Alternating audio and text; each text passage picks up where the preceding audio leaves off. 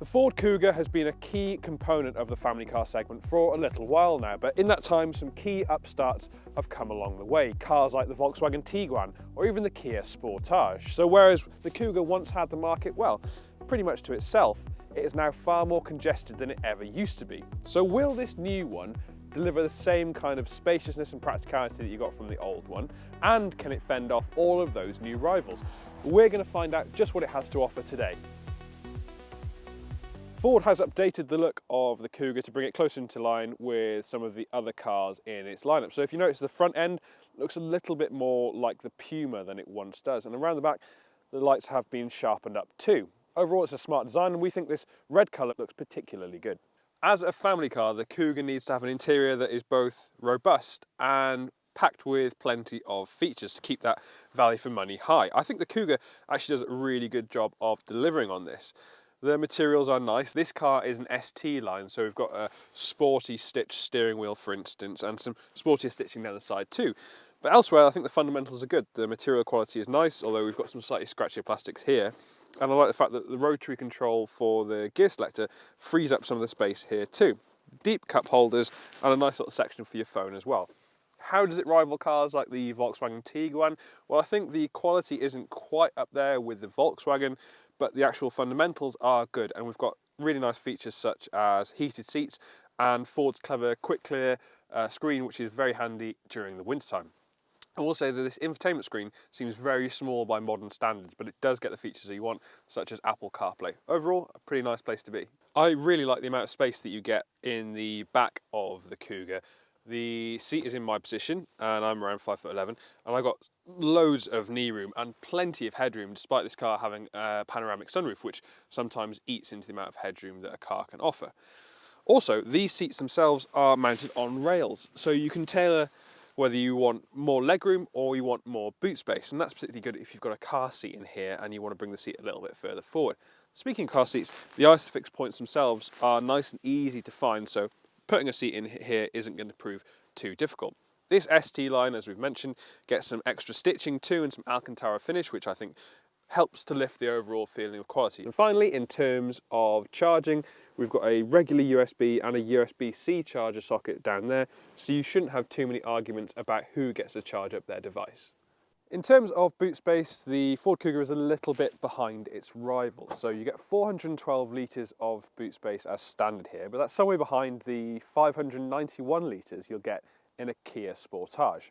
You can increase that, of course, by lowering the rear seats, and that lifts up to 1,534 litres. It's a nice square area, and it is a reasonable height too, so getting larger items isn't going to prove too tricky. There are also some nice little bins down the side for those looser objects.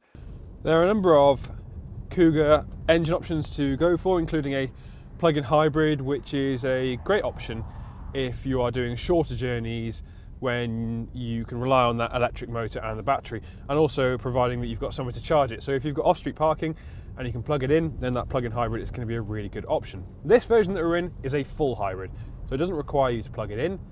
Instead, it has an electric motor and a battery which works to assist the engine and to make it work in as an efficient level as possible.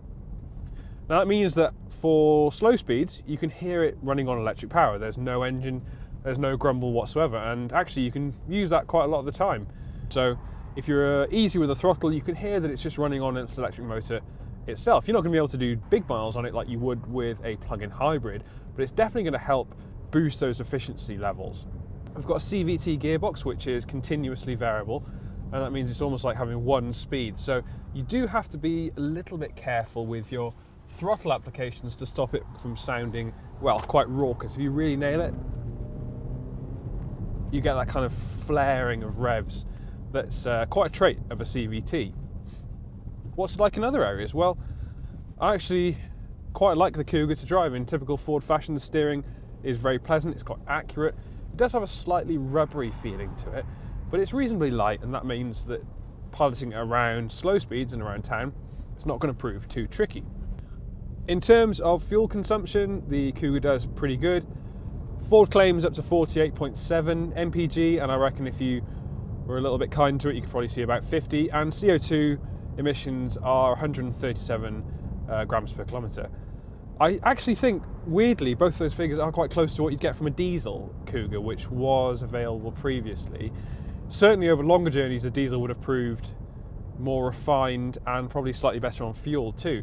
Fortunately, there are plenty of those in the used market right now, so you can check those out on Motors.co.uk. When it comes to visibility, the Kuga is good too. I'm sitting nice and high, so I've got a good view of the road ahead, and the screen at the back is really nice and wide too, so over your shoulder you've got a nice clear view.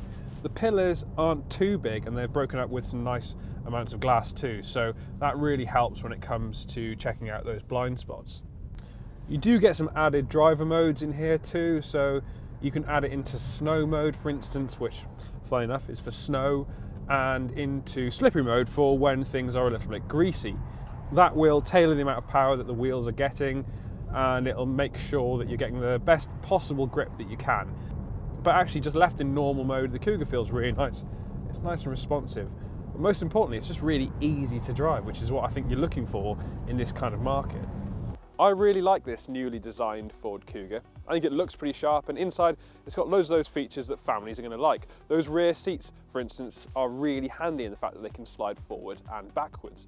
I think it falls slightly in terms of outright practicality, but it counters with good levels of standard equipment and a nice sense of ruggedness inside. Of course, this latest Kuga is more of a facelift on the existing one, so there are loads of examples on the used market and currently on Motors.co.uk that will offer the same level of practicality as this one, but for a much lower price, so you do have options there. Thank you for watching this Motors.co.uk new car review on the Ford Kuga.